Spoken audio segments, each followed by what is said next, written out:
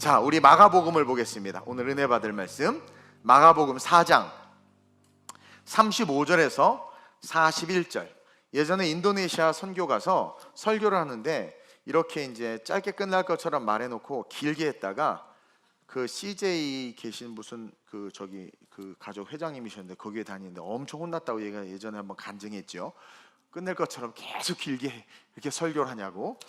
네, 또 그런 역사가 있을지는 모르겠지만 어쨌든 마가복음 4장 35절에서 41절 같이 함께 교독합니다. 제가 먼저 봉독합니다. 그날 저물 때에 제자들에게 이르시되 우리가 저편으로 건너가자 하시니 그들이 무리를 떠나 예수를 배에 계신 그대로 모시고 가매 다른 배들도 함께 하더니 큰 광풍이 일어나며 물결이 배에 부딪혀 들어와 배에 가득하게 되었더라. 예수께서는 고물에서 베개를 베고 주무시더니 제자들이 깨우며 이르되 선생님이여 우리가 죽게 된 것을 돌보지 아니하시나이까 하니 예수께서 깨어 바람을 꾸짖으시며 바다더러 이르되 잠잠하라 고요하라 하시니 바람이 그치고 아주 잔잔하여 지더라. 이에 제자들에게 이르시되 어찌하여 이렇게 무서워하느냐 너희가 어찌 믿음이 없느냐 하시니 함께 그들이 심히 두려워하여 서로 말하되 그가 누구이기에 바람과 바다도 순종하는가 하였더라. 아멘. 이번에 청소년 캠프 주제이기도 하지만 오늘 말씀의 제목으로 제가 정했습니다. 자, 어려울 수 있지만 한번 읽어볼까요? 시작. Do not fear. 두려워하지 말라. 우리 옆 사람과 한번 인사합시다. 이렇게 한번 인사합시다. 참 좋은 교회 다니시네요. 아, 왜 웃어요? 우리 교회 안 좋아요? 그쵸? 여러분은 참 좋은 교회에 다니고 있어요. 왜 좋은 교회에 다니고 있는지 제가 4가지로 이야기를 할 건데 첫째로 한번 읽어볼까요? 시작. 오직 복음으로만 설교하고 가르치는 교회에 다니고 계십니다. 예, 복음으로만 설교하고 가르치는 교회에 다니고 있어요. 둘째로 시작. 주님의 마지막 명령 지상 대위임령을 열심히 따르는 교회에 다니고 계십니다. 목사님들 모임이나 어디 가면 다들 그래요. 아니 어디 갔다 와서 또 선교 갔어? 뭐 이렇게 선교를 열심히 해? 소문이 다 났어. 그냥 선교, 이동우는 선교다, 선교에 미친 놈이다, 뭐 이렇게 소문이 다 났어요. 얼마나 열심입니까? 셋째로 시작. 다음 세대의 제자들을 지도자들을 키우는 미래를 준비하는 교회에 다니십니다. 그렇죠. 다음 세대를 진짜 지도자로 키우기 위해서 지금 준비하고 있어요. Coming soon. 그리고 마지막으로 시작. 오직 천국 소망을 바라보며 신앙생활을 하는 정말 좋은 교회에 다니고 계십니다. 기복신앙, 이 땅에서 유토피아를 누리고 이 땅의 재산과 명예와 어떤 물질의 소유를 위한 그런 신앙, 그런 가르침이 아니라 천국을 바라보며 천국 소망을 꿈꾸며 걸어가는 신앙생활로 인도하는 교회에 다니고 있습니다. 한 번 더 인사해 볼까요? 와, 정말 좋은 교회 다니시네요. 옆 사람 보고 조금 기분이 안 좋으려고 그래 내가 지금. 여러분, 우리 교회가 얼마나 좋은 교회인지 기억하시길 주님의 이름으로 축원드립니다. 이렇게 좋은 교회에 다니시는 여러분들에게 묻고 싶어요. 혹시 두렵거나 두려워하거나 두려운 일들이 지금 있으세요? 혹시? 요즘에 여러 가지 어려움들, 두려움이죠. 두려움. 그런 것들이 보이지 않게 부지부식간에 이 땅을 살아가는, 믿든 믿지 않든 이 땅을 살아가는 인간들에게 이렇게 스며들고 있는 것 같아요. 스며들고 있는 것 같아요. 그래서 사람들이 화도 많아지고 폭력적이 되고 신앙에서 멀어지고 뭔가 이상한 조류, 이상한 흐름이 이렇게 흘러가는 느낌이 들어요. 오늘 본문에 보니까 제자들이 배를 타고 갈릴리 바다 건너편으로 가는 중에 지금 이들이 큰 풍랑을, 광풍이라는 표현을 하고 있죠. 큰 광풍, 31절. 큰 광풍을 만나자 두려워하고 있습니다. 물론 광풍 두려울 수 있어요. 근데 봅시다. 그 제자들은 다 대부분이 어부들이에요. 즉 그들이 광풍을 만난 그들이 서 있는 필드는 그들이 익숙한 바다였어요. 바다. 자신이 익숙한 바다에서 자신이 익숙하고 또 자신 있게 다룰 수 있는 배, 그 배 위에서 일평생 함께했던 그 배, 그 배 위에서 지금 그들은 두려워하고 있다는 거죠. 이들이 풍랑을 한두 번 만났겠습니까? 거기는 늘 풍랑이 불어요. 한두 번 만났겠어요? 물론 이번 풍랑은 전에 경험했던 것과는 다른 좀 강한 풍랑이었을 수 있어요.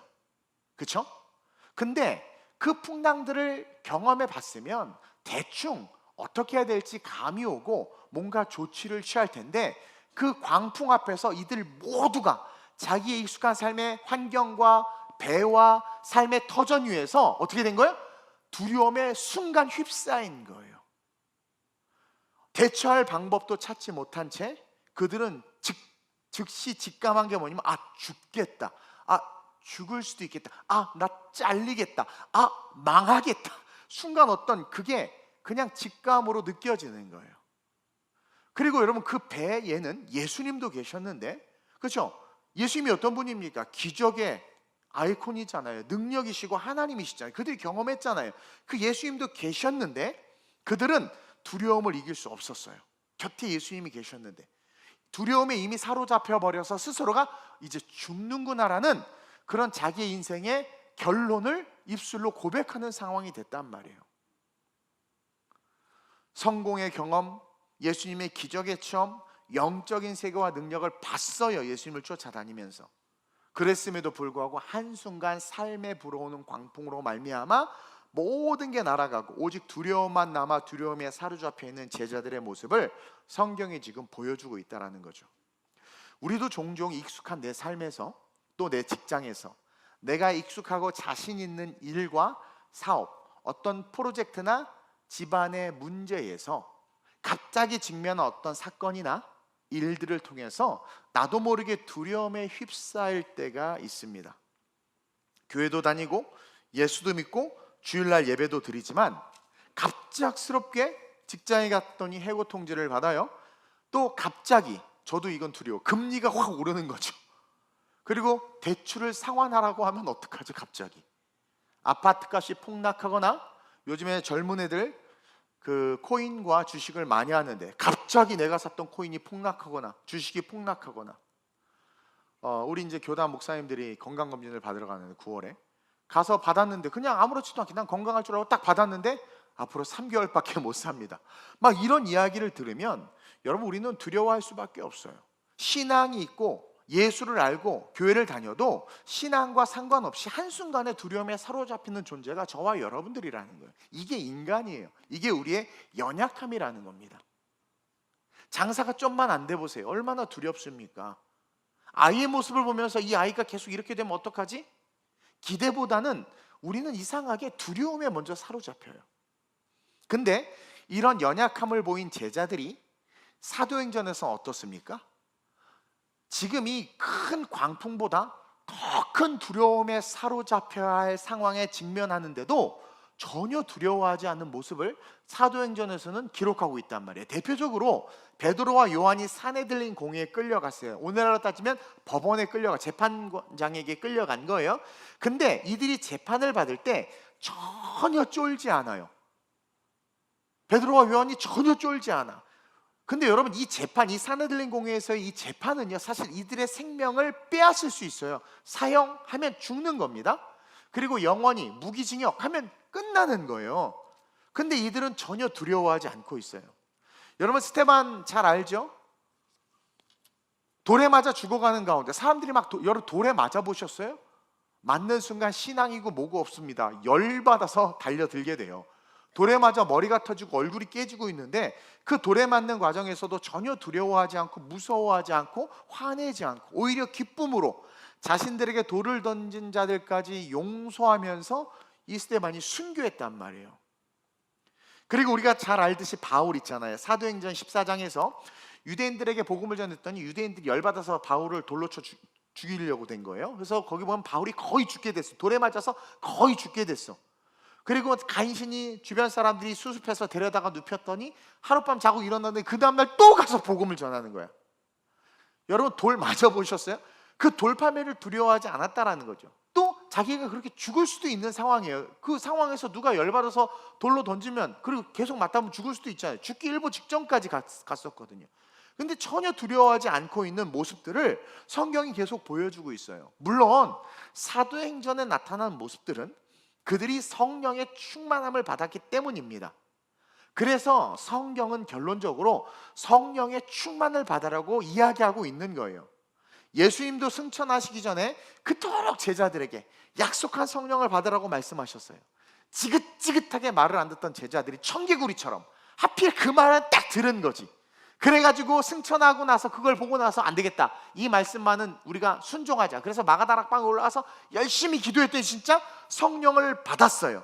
그리고 그 성령 충만함을 받으니까 두려움을 완전히 정복할 수 있었잖아요. 순교하고 거꾸로 십자가에 달려 죽고, 그쵸, 목 베어 죽고 가죽이 벗겨져서 죽는데도 배교하지 않았단 말이에요. 그들의 삶에는 이제 두려움이 없게 된 거죠. 자, 저는 오늘 이 말씀을 통해서 여러분이 성령의 충만함이 있든 없든, 물론 성령이 충만하면 정말 두려움이 없어요. 저도 뭔가 우리 교회에 대한 비전을 지금 그리고 있는데 제가 힘이 없다 보니까 두려운 거예요. 될까? 아, 힘들다. 근데 여러분 그러다 갑자기 성령 확 충만해질 때가 있어요. 진짜 가끔 갑자기 찬양 듣다가 막 확 뜨거워지면 할 수 있어, 당장 해야 되겠다. 그럼 그때는요 1시간 24시간이 돼버려요. 1시간 안에 24시간 동안 할 일을 혼자 다 해버려요. 근데 힘이 빠지면 24시간 동안 1시간 동안 할 일도 못해. 이게 인간이란 말이에요. 우리는 후자에 가깝죠? 어쨌든 성령 충만이 있으면 두려움을 우리가 이길 수 있지만 대부분은 옆 사람 보세요, 성령 충만하지 않아. 그러니까 우린 두렵단 말이에요. 두려워해. 근데 그것과 상관없이 이 두려움이라는 존재에 대해서 오늘 그 정체를 파악하고, 동시에 여러분들이 두려움에 대해서 질 필요가 없다, 질 수 없다, 우리가 두려워할 필요가 전혀 없다는 것을 깨닫게 되는 시간이 됐으면 좋겠어요. 가장 좋아하는 거 중요한 건 성령 충만이지만 옆 사람 보고 쉽지 않다. 그런데 오늘 이 말씀의 진리를 붙잡으면 충만하지 않아도 두려움을 이길 수 있다는 거죠. 저는요 어렸을 때 공포 영화 보는 걸 엄청 좋아했습니다. 전설의 고향 좀 다시 했으면 좋겠어. 왜 그거 안 하나 몰라. 전설의 고향 하는 시간만 기다렸어요. 근데 요즘은 그닥 좋아하지 않아요, 공포 영화를. 그리고 예전에는 공포 영화를 볼 때 무서워서 베개를 들고 보거나 막 이불을 붙잡고 있다가 알아요 어떤 장면이 나올지, 그럼 미리 이불을 뒤집어 씁니다. 왜? 무서우니까. 다른 말로 말하면 두려우니까. 근데 나이가 들고 성령 충만해지면서는 뭐 엑소시스트 그런 거 보면 그냥 웃겨요. 그리고 공포 영화 보면 가끔 깜짝깜짝 놀라기는 하지만 무섭지는 않습니다. 그리고 좋아하지 않게 돼요. 그러면서 깨달은 게 뭐냐면, 여러분 무서워하면서 이불을 뒤집어 쓰나 무서워하지 않고 담대하게 보나 어떤 상황이든 늘 말하지만 그 TV 안에, 스크린 안에 있는 그 귀신이나 그 무서운 존재, 어떤 그런 살인마들 같은 것은 절대로 스크린 밖으로 나오지 못한다는 거예요. 그렇죠? 이게 진리예요. 그러니 그냥 눈 뜨고 참고 조금 견디고 버티고 보다 보면 그 장면 지나갑니다. 우리의 머리털 끝 하나 건들 수 없다라는 거예요. 이게 우리의 영적인 상황과도 동일하다라는 것을 기억하시길 축원드려요. 자, 봅시다. 당시 최대 강대국이었던 바사, 오늘말로 말하면 페르시아죠. 그 페르시아 왕 중에 다리오라는 왕이 있었습니다. 그 왕이 다니엘을 너무나도 사랑했어요. 그러자, 아니 피집의 민족을 왜 사랑해? 그리고 쟤를 왜 이렇게 총리로 세워? 열받아가지고 주변에 있던 간신들이 다리오 왕을 속여서 30일 동안 다리오 왕 외에 다른 어떤 신이나 사람에게 기도하면 사자굴에 던지라는 법을 만들게 해요. 그래서 그 금령을 내립니다.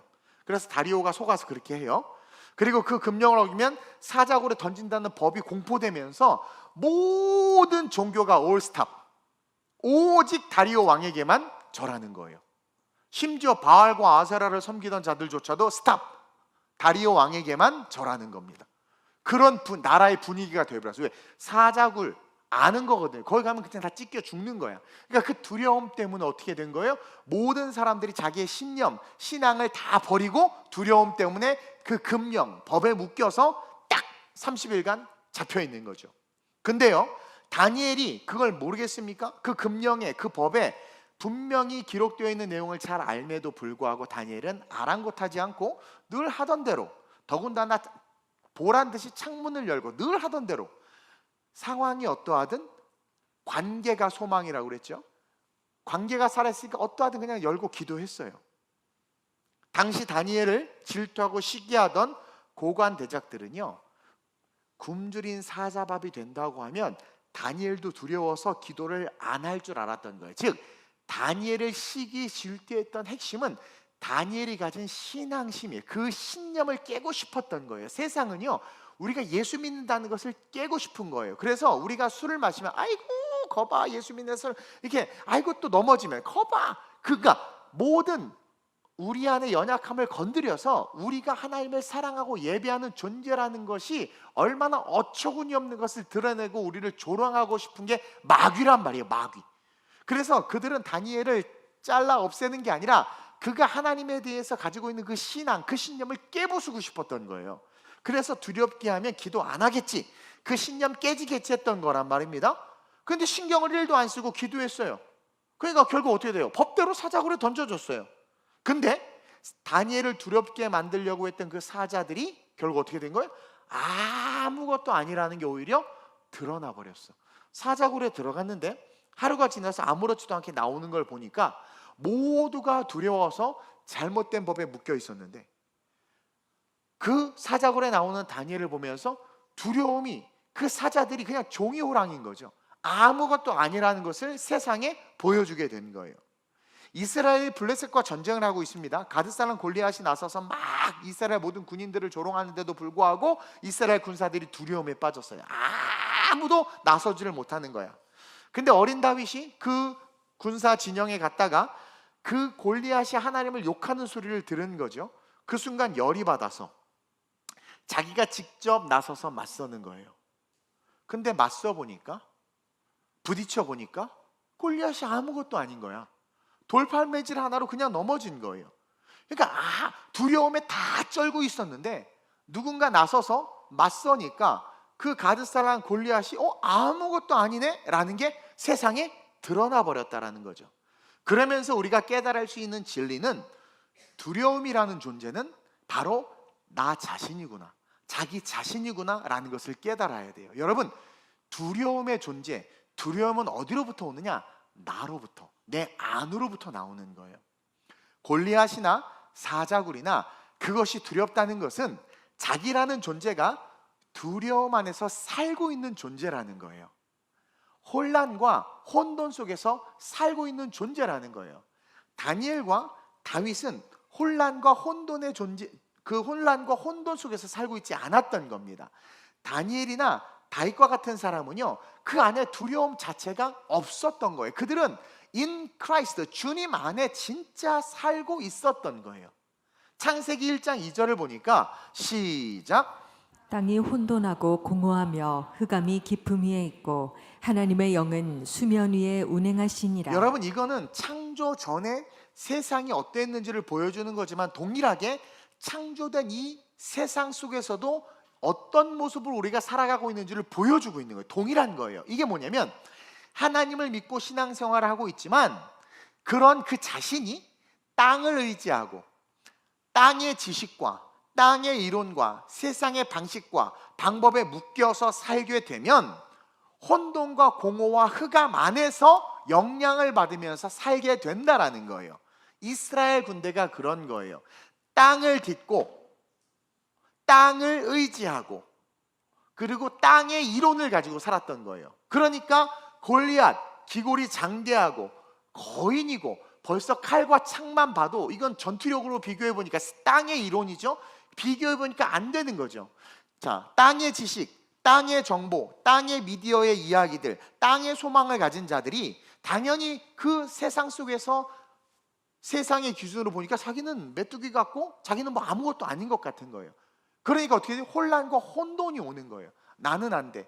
요즘에 젊은 애들 뭐 이력서 내도 안 돼. 인스타 보니까 다 뭐 훌륭한 사람들 많은데 나는 형편없어, 벌벌일 없어. 그래서 우울증에 빠진 애들이 많다고 하는데 얘네들 왜 그래? 인스타에 묶여 있고 인스타 안에서 살고 있고 거기에 자기의 삶의 방식과 방법을 두고 있는 거예요. 그러니까 그 환경 속에서 당연히 상대랑 비교하니까 나는 게임이 안 되는 거죠. 그러니까 좌절되고 낭망하는 거예요. 개척하면 다 망한다고 말합니다. 그래요. 세상은 땅을 딛고 땅의 방법과 땅의 지식을 가진 사람들은 개척하면 망해요. 왜냐면 다 대형 교회 좋아하고 큰 교회 좋아하고 시설 좋은 교회 좋아하지. 개척해서 조그만 교회 누가 옵니까? 그게 땅을 딛고 땅의 지식과 땅의 방법을 가지고 살아가는 거예요. 아내가 자기를 싫어하는 이유, 능력 없고 명품 가방도 못 사주고, 그리고 직장 누 형편없고 뭐 학벌도 안 좋고 땅의 생각, 땅의 지식을 갖고 사니까 두려워서 아내하고 관계도 안 좋고 벌벌 떨고 그냥 세상에서 주눅 들어 사는 거예요. 여러분들은 어떻냐라는 거죠. 근데요, 보세요. 하나님의 영이 수면 위에 운행하시느니라. 그러면서 어떻게 됩니까? 자, 하나님이 뭐라고 말씀하시냐면 그 다음 3절에 시작. 하나님이 이르시되 빛이 있으라 하시니 빛이 있었고. 그렇죠. 땅의 지식, 땅에 발을 두고 땅의 지식과 땅의 방법에 묶여서 살고 있는 우리의 삶에 하나님의 영이 운행하고 있는 거예요. 그리고 하나님이 어느 날 그 사람에게 빛이 있으라 하니까 어떻게 돼요? 그 흑암과 혼돈과 공허가 싹 사라지고 어떻게 돼요? 완전한 빛으로 바뀌는 거예요. 여기서의 핵심 포인트가 뭐냐면 한번 읽어볼까요? 시작. 내 안에 말씀이 있을 때 우리는 두려움을 이길 수 있습니다. 내 안에 정말 말씀이 딱 살아있으면은요, 두려움을 이길 수 있어요. 왜? 이제는 이 사람은 말씀의 발을 딛고 있고 말씀의 지식과 말씀의 방법과 말씀의 세계관을 가지고 사는 거예요. 이러한 자들은요, 세상의 발을 딛고 세상의 방법과 세상의 지식과 세상의 세계관을 가지고 살아가는 자들과 붙으면 백전백승합니다. 그래도 제가 나름 머리가 있어서 뭘 하면서 이제 개척할 때도 이게 안 될 거라는 걸 제가 모릅니까? 근데 하나님 저에게 말씀을 확 주시는 거예요. 그러니까 그 말씀을 딱 붙잡고 말씀의 발을 딛고 말씀의 세계관을 가지고 말씀에 의해서 이 세상과 맞서니까 빛이 있으라 하신 것 같이 세상의 이론, 세상의 방법, 세상의 가치, 세상의 어떤 길이 싹 사라지고 그 빛으로 창조되는 인생이 열려진다라는 거죠. 흑암과 공허와 혼돈에 말씀이 딱 선포되니까 그 흑암과 공허와 혼돈이 다 사라진, 골리앗 네가 못 이겨. 갑옷을 입혀줬는데 갑옷이 커서 다 벗었잖아요. 세상의 지식, 땅을 딛고 살아가는 자의 지식은 전쟁을 할 때 갑옷을 입어야 되는데 다윗이 입어보니 막 질질 끌려 사울한 갑옷이 너무 크니까 다 벗어버려. 완전히 말씀의 발을 딛고 말씀의 세계관으로 살아가는 자들은 세상의 방법으로 살지 않는단 말입니다. 그리고 달려가서 그냥 던지니까 이겨버리잖아요. 말도 안 되는 일. 빛이 있으라 하니까 흑암과 공허와 혼돈, 그 골리앗이 만들어낸 카오스가 다 사라져버리는 거예요. 혼돈이 다 사라져버리는 거예요. 그리고 이 창세기 1장 4절에서 말하는 그 빛이 뭡니까? 바로 1장 3절에서 말하는 빛이 예수 그리스도라고 그랬어요. 빛이 있으라 하시니 이 빛은 태양빛이 아니에요. 해와 달과 별은 그 다음에 만들었어요. 이해하죠? 우리가 말하는 라이트, 이 빛이 아니란 말입니다. 오르, 예수의 생명력을 말하는 거예요. 이 흑암과 공허와 혼돈에 오르, 빛이 있으라, 예수의 생명력이 오니까 말씀이 온 거예요. 말씀이 오니까 혼돈과 흑암과 공허가 다 사라져 버렸다. 즉 우리 안에 진정한 예수 그리스도의 말씀이 있으면 우리는 모든 두려움에서 어떻게 할 수 있다? 승리할 수 있다. 성령 충만해야 합니다. 그러나 성령 충만하기까지 우리는 말씀을 씹어먹고 말씀 안에 발을 딛고 말씀대로 삶을 사는 행함이 있어야 된다는 거예요. 그래서 말씀이 가장 중요한 겁니다. 말씀을 배우기에 힘써야 돼요. 말씀은 외워야 되고, 그리고 말씀을 읽고 말씀을 묵상하면 여러분들의 삶에 여러분들이 사자를 종의 사자로 만들 수 있고 골리앗을 맞서볼 만한 상대로 여기게 하는 능력이 나타나는 거예요. 다니엘이나 다윗이나 누구나 두렵다고 느끼는 사자굴, 골리앗이 두렵다고 느껴지는 그 현상 속에서 그들은 두려움이 아닌 말씀 안에서의 삶을 사는 존재가 그 두려움 앞에서 이렇게 반응하는구나, 그것을 우리에게 보여주고 있다는 거죠. 자, 오늘 본문도요, 보세요. 그들이 두려움 가운데, 이 제자들이 큰 풍랑에 두려워하고 있어요. 그 두려움 가운데 가장 먼저 한 행동을 성경이 우리에게 조명해 주고 있습니다. 그게 38절이에요. 자, 큰 광풍이 일어서, 자, 익숙한 바다, 자기의 삶의 터전, 발을 딛고 살던 삶의 터전, 생계의 터전이에요. 바다는 자기의 물질의 공급처요, 가정의 미래요, 자녀의 학비요, 자기 인생의 유익이요, 마누라의 명품 가방이란 말입니다. 그 바다는, 그리고 그 배는 그 모든 것을 건져 올리는 나의 능력이요, 내 삶이요, 익숙함이란 말이에요. 근데 거기에 광풍이 불어온 거예요. 막 경기 침체하고 뭐 코로나 제2 코로나 속증 막 광풍이 불어온 거예요. 그러면 아무리 익숙하고 내 나와 발이라도 할지라도 우리는 두려움을 느낄 수밖에 없는 존재라는 거죠. 근데 두려움을 느끼고 있는 그들에게 있어서 지금 38절에 아주 중요한 말씀을 보여주고 있는 거예요. 한번 읽어봅시다. 시작. 예수께서는 고물에서 베개를 베고 주무시더니 제자들이 깨우며 이르되 선생님이여 우리가 죽게 된 것을 돌보지 아니하시나이까 자, 하니 보세요. 이들은요, 이미 이들의 상황은 이미 두렵다 못해 침몰해서 스스로가 죽게 된 것을 인정했어. 자기가 자신 있어 하는 영역에서 나 이제 끝이구나 라는 것을 그들 스스로가 인정할 수밖에 없는 상황이 된 거예요. 사실 정말 두려운 상황이죠. 그러니까 그리고 만약에 이들이 그대로 있었으면 정말 다 죽었을 거예요. 근데 그런 죽음을 인정하는 상황에서 성경은 이들이 지금 뭘 하고 있어요? 예수님을 깨우고 있는 장면을 조명해 주고 있는 거예요. 여기서 첫째, 예수님이 항상 곁에 있다라는 거예요. 여러분들 손에 있는 게 예수님이에요. 이것을 예수님을 깨운다는 건 뭐냐면 여러분들이 두려운 상황에서 말씀을 피라는 거예요. 말씀을 기억하라는 거예요. 우리는 늘 부지부식간에 두려움에 휩싸일 수 있어요. 건강의 문제부터 시작해 여러 가지. 그때 여러분들이 성령 충만하면 좋지만, 그래서 두려움을 이겨내면 괜찮지만 그러기가 쉽지 않잖아요. 방법을 가르쳐 주는 거예요. 익숙한 삶의 자리에서 죽을 것 같은 두려움이 옵니까? 예수님을 깨우는 거예요. 말씀을 피는 거예요. 그리고 더 극적으로 보이게 하는 단어가 있는데 바로 예수님이 주무시더니. 자, 주무시더니와 죽음, 이 두 단어를 한번 비교해 보라는 거예요. 주무시더니, 내가 제일 좋아하는 단어. 나 원없이 잤으면 좋겠어. 그리고 죽음, 우리가 너무 두려워하는 거. 와, 극과 극 아니에요? 우리가 세상에서 죽음보다 더 두려워하는 공포가 어디 있겠어요? 근데 그런 모두 12명 모두가 죽음이라는 두려움에서 우리는 죽었다라고 인정할 수밖에 없는 상황에서 주님이 주무신다?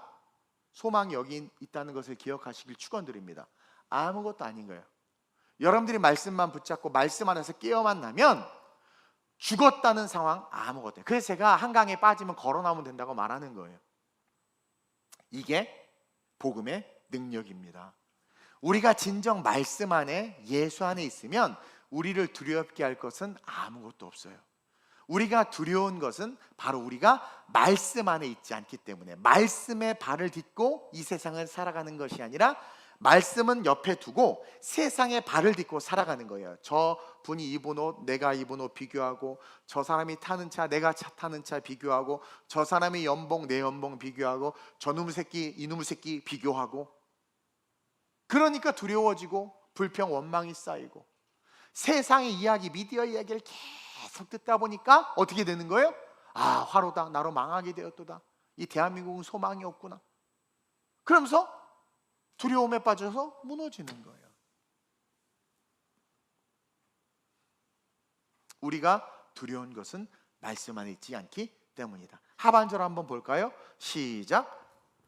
우리가 죽게 된 것을 돌보지 아니하시나이까. 자, 주무시는 예수님의 모습과 이 말씀을 오버랩해서 보면, 보세요.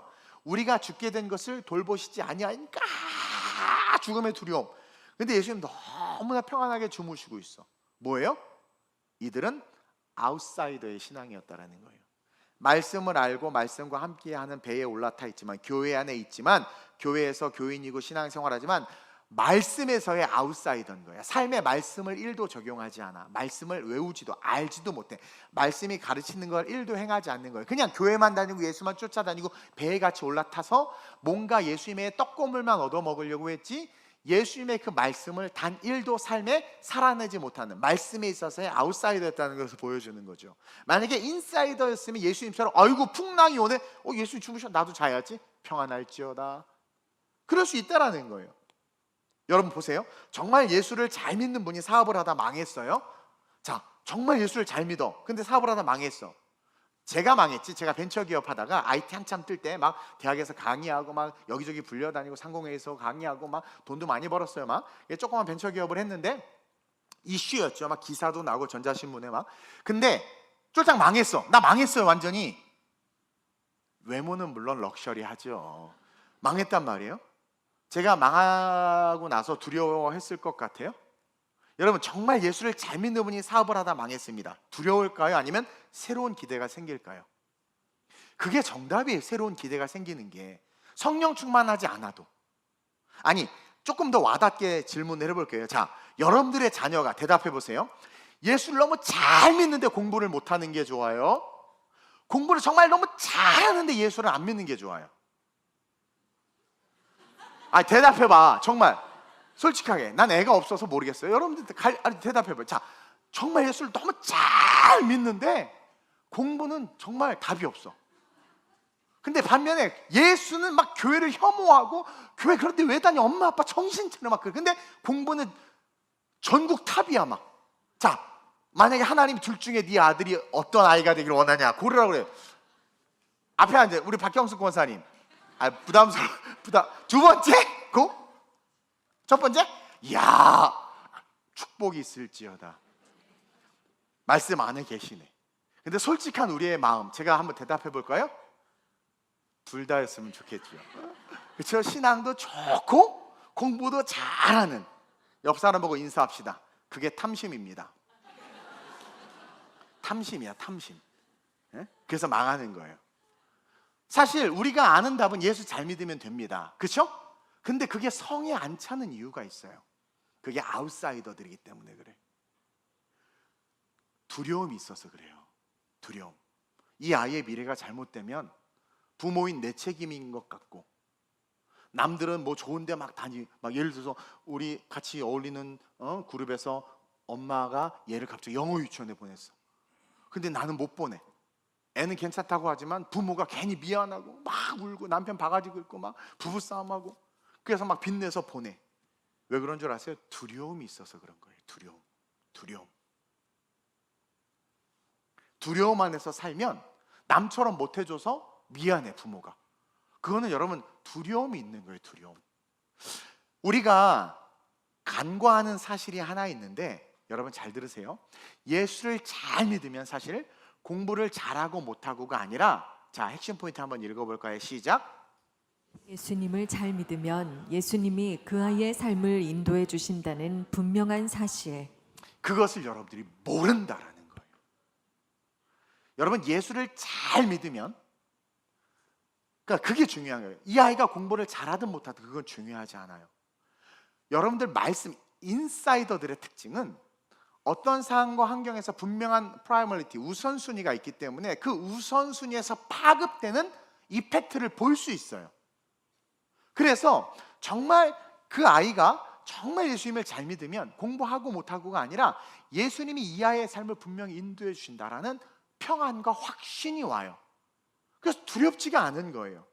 그래서 그걸 하는 신앙의 부모님들은요, 예수 잘 믿는데 공부를 못하는 게 예수 안 믿으면서 공부 잘하는 것보다 더 좋다고 말할 수 있는 거예요.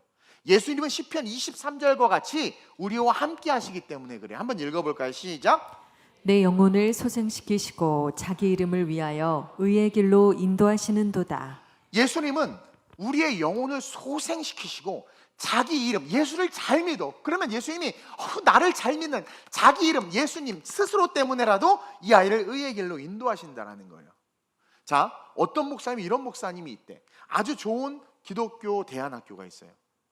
거기 그 관계된 분이, 아, 목사님 자녀들 좀 보내주세요. 그랬더니 그 목사님이, 아니 어떻게 이 아이의 인생을 그렇게 함부로 내가 결정할 수 있냐? 그 학교가 책임질 수 있냐? 못 보내겠다. 그 기독교 학교인데. 뭡니까? 두려움이 있는 거예요. 내가 추천해 줬다가 망하면 어떡해. 이제 우리가 학교를 만들 건데 이제 안 보내는 분은 두려움이 있는 거지. 막 이래.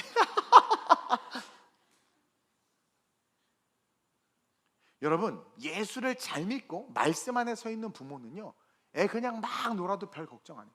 학원이고 뭐고 필요해. 캠프 보내는 게 더 중요해. 왜? 캠프를 보내는 게 더 중요하고 수련회를 보내는 게 더 중요한 이유가 예수님께서 그렇게 예수님을 붙잡고 예수님에게 밀어넣는 부모의 신앙과 그 예수 앞에 서게 하는 그 믿음으로 말미암아 예수님께서 어떻게 하세요? 그 아이를 자기 이름의 의의 길로 인도하신다는 거예요. 그러니까 인크라이스트 말씀 안에 사는 자들은 그 세상이 두렵지 않은 거예요. 또 더 강력한 말씀이 있는데 이사야서 42장 16절 한번 볼까요? 시작. 내가 맹인을 그들이 알지 못하는 길로 인도하며 그들이 알지 못하는 지름길로 인도하며 암흑이 그 앞에서 빛이 되게 하며 구불구불한 것을 곧게 할 것이라. 여러분, 맹인 최악의 비유예요.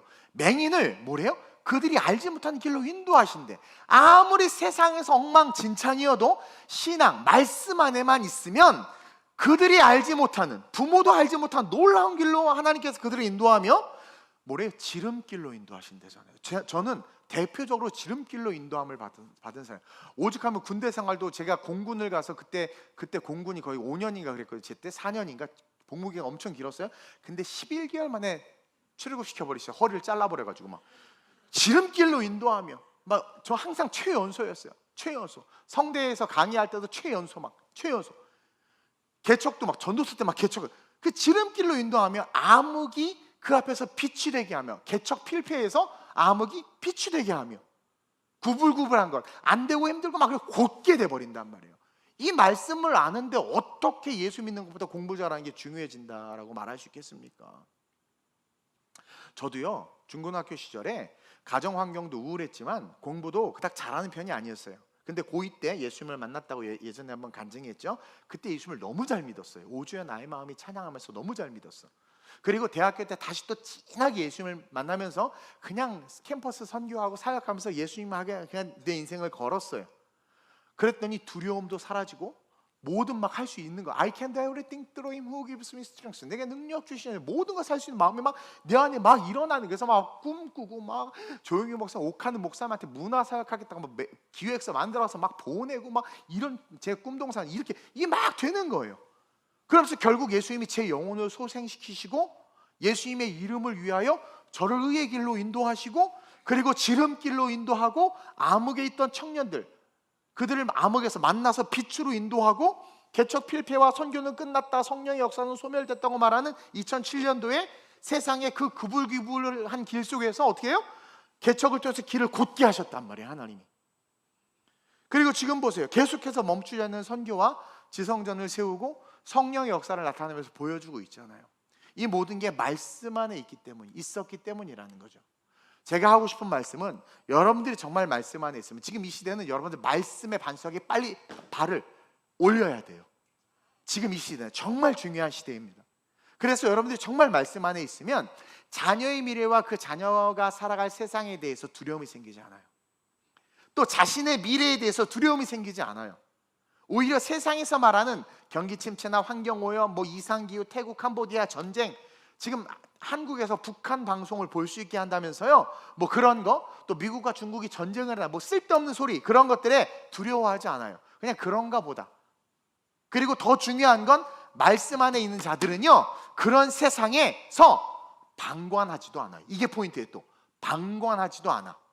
왜? 의의 길로 인도하신다고 그랬잖아요. 이게 뭐냐면 여러분 골리앗이 종이 호랑이인 게 증명된 게 뭐예요? 믿음의 사람, 말씀 안에 있던 다윗이 맞서 싸웠기 때문이에요. 다윗이 신앙만 이빠이 말씀 안에 있지만 아이고 저거 돌멩이만 던지면 죽을 놈이다. 내가 던지면 더 이길 수 있지만 아이고 참는다. 그랬으면 걔는 그냥 거대한 문제, 두려움으로 계속 존재했을 거라는 거죠. 다윗이 어떻게 해서 맞서 싸웠어요. 즉 진짜 말씀 안에 있는 자들은 세상을 방관하지 않아요. 맞서 싸워요. 왕의 명령, 대통령의 명령이 뭐라고 하든 나의 왕은 하나님이시기 때문에 말씀 안에 있던 다니엘이 하나님을 왕으로 여기는 행동을 한 거예요. 그래서 문 열고 기도한 거잖아요. 세상의 왕과 악법을 대적한 거예요. 다니엘이. 왕의 금령과 사자굴이 아무것도 아닌 게 그래서 증명된 거란 말입니다. 따라서 세상과 싸우는 자들은 감정과 혈기로 싸우면 질 수밖에 없어요.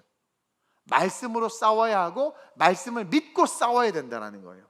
그래서 그리스도인들, 말씀 안에 있는 자들은 불의, 불법, 악을 관망하지 않아요. 그냥 찢찢찢 혀만 차지 않아요. 어떻게 해요? 맞서 싸운단 말입니다. 그래서 광화문에 나가기도 하고 외쳐 부르짖기도 하고 미스바에 모여서 기도하기도 하는 거란 말이에요. 근데 이게 혈기와 감정으로 나가면 마귀에게 져버려요. 말씀으로 나가야 되는 거예요. 말씀으로.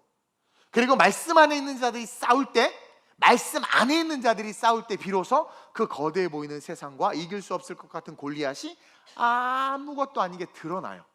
그러니까 진리를 밝히 드러내는 거예요. 말씀 안에 있는 자가 싸울 때. 따라서 저와 여러분, 그리고 한국교회는 더 말씀 속으로 들어가야 하고 오직 말씀이신 예수님을 깨워서 붙잡고 의지해야 돼요. 두려움 속에서 말씀을 펴야 되는 거예요.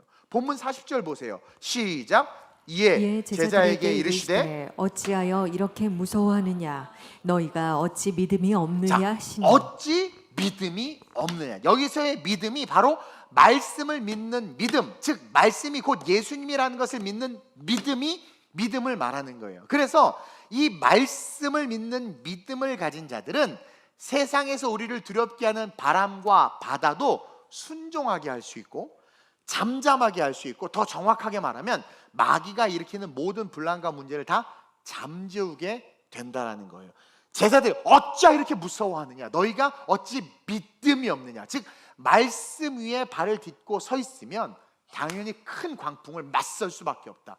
말씀 위에 발을 딛고 서 있으면 교회를 탄압하고, 지금 교회 목회자 그 교회를 압수수색했잖아요. 여러분 이것은 말도 안 되는 일이란 말이에요. 이런 것에 침묵하지 않아요. 맞서 싸워요. 종교 간의 대화? 맞서 싸워요. 이슬람? 우리의 이웃이다 허용? 아니, 맞서 싸우는 거예요. 믿음이 있으면 불의와 두려움의 대상과 싸우게 된단 말이에요. 그게 바로 믿음이라는 거예요.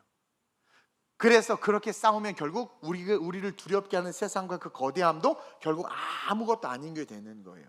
자, 오늘 이 광풍의 비밀은 예전에 제가 한번 설명해 드렸어요. 이 큰 광풍이 왜 갑자기 일어났느냐? 그냥 광풍, 비바람이 아니라 큰 광풍. 41절입니다. 시작. 그들이 심히 두려워하여 서로 말하되 그가 누구이기에 바람과 바다도 순종하는가 하였더라. 예수님이 말하니까 바람과 바다가 순종했단 말이에요. 즉 이 큰 광풍, 이 바람과 바다를 누가 만들었다고 제가 전에 설교했어요? 바로 거라사 지방에 있는 군대 귀신들이 만든 거예요.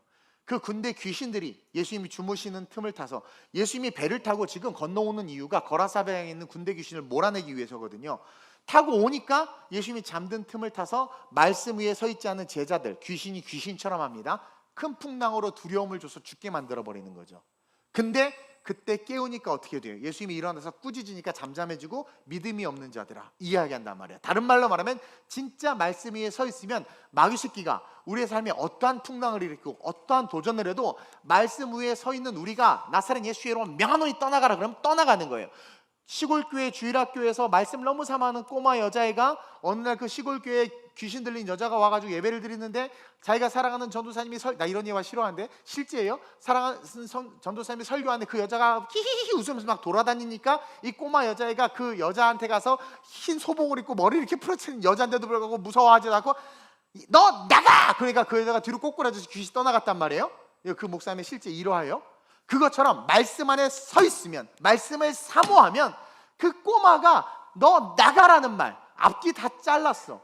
말씀을 듣고 예배를 드려야 되는데 그걸 방해하는 이 귀신아 떠나가라 이거죠. 그러니까 귀신이 떠나갔단 말이에요. 그것처럼 정말 믿음을 가지고 말씀 안에 서 있는 자들은 우리를 두렵게 하는 모든 것들을 두려워하지 않을 뿐만 아니라 꾸짖으면, 대적하면 다 떠나간다라는 거예요. 떠나간다라는 거예요.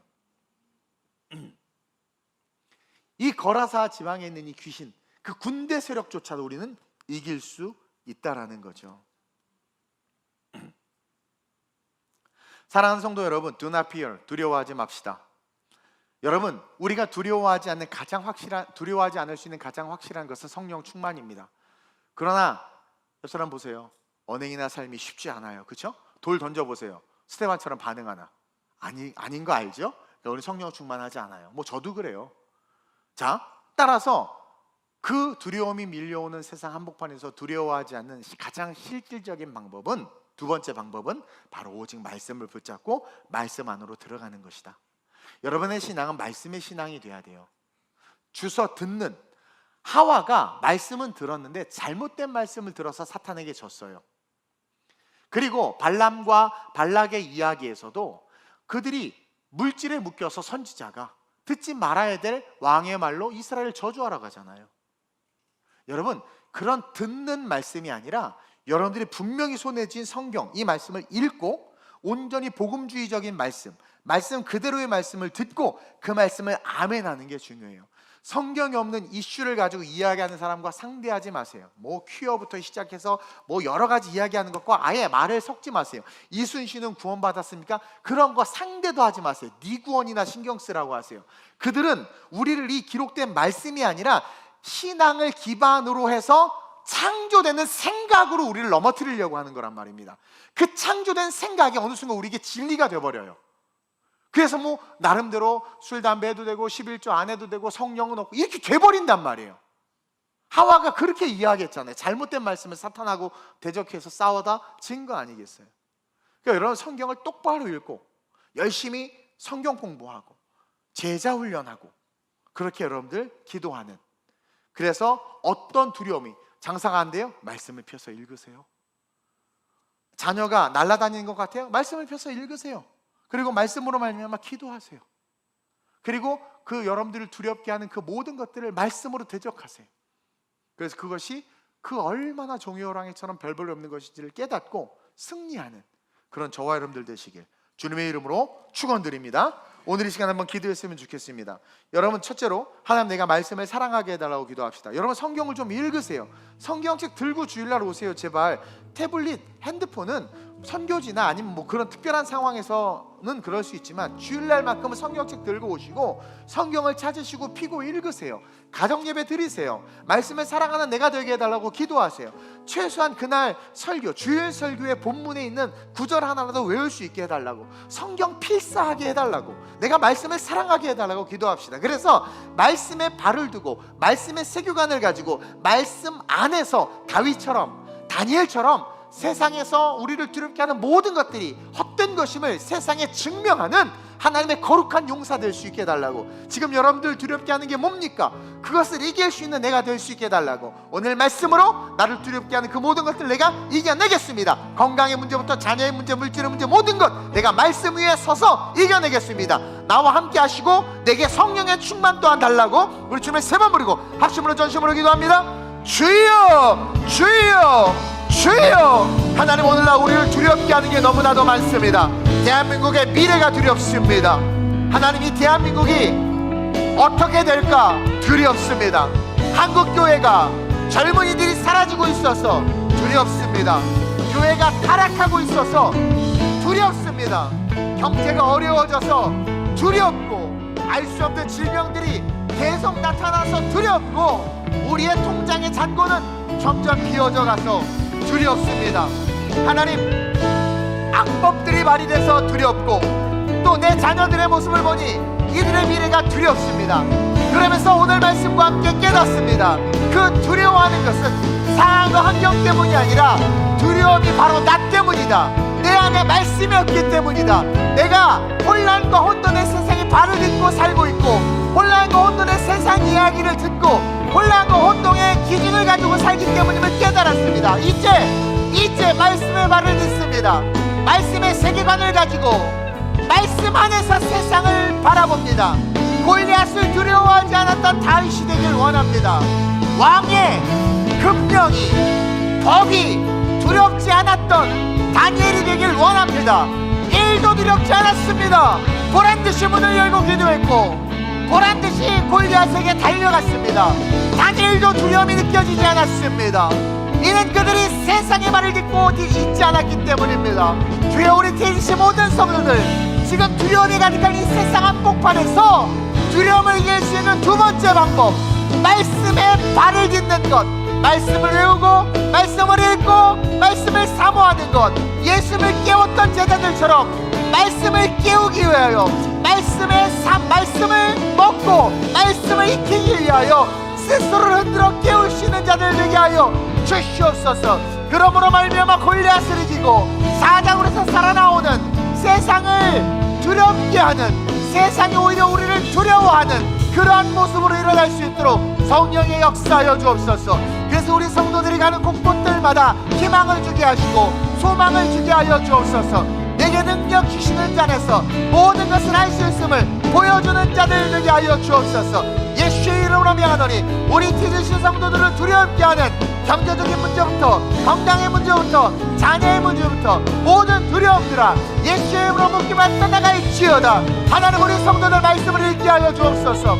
우리 성도들 말씀을 필사하게 하여 주옵소서. 우리 성도들 말씀을 외우게 하여 주옵소서. 우리 성도들 자녀들과 말씀을 읽고 말씀을 나누게 하여 주옵소서. 주여 아버지 하나님 스마트 주보에 있는 설교 요약을 매일매일 묵상하게 하여 주옵소서. 하나님의 말씀을 가까이 함으로 두려움을 이기고 평안과 승리가 충만한 삶을 살게 하여 주옵소서. 하나님 말씀 위에 발을 내딛습니다. 말씀의 세계관과 말씀의 가치를 가지고 세상을 살아가길 원합니다. 세상에서 우리를 두렵게 하는 모든 것들은 종의 호랑이입니다. 우리가 그 두려움에 휩싸이는 것은 혼란과 혼돈에서의 삶을 살고 있기 때문이며 이 땅에 발을 딛고 땅의 가치관을 가지고 살고 있기 때문입니다. 오늘 이 말씀을 통해서 성령의 충만과 예수님을 깨웠던 제자들의 모습, 죽음과 주무심의 그 비유 속에서 죽음의 두려움이 예수님에게는 아무것도 아니라는 것을 깨닫고 내게 주신 말씀을 깨워 말씀을 씹어 먹어 말씀의 발을 딛고 삶을 살아 이 세상을 넉넉히 이기는 우리 TGC 모든 성도들 될 수 있도록 이끌어 주옵시고 오늘부터 우리 성도들 두렵게 하는 모든 것들 말씀으로 이겨내는, 그래서 많은 사람들에게 평안을 주고 복음의 능력을 드러내는 산 소망이 있는 우리 성도들 될 수 있도록 성령의 역사해 주옵소서. 감사함을 드리며 예수님의 이름으로 축복하며 기도드립니다. 아멘.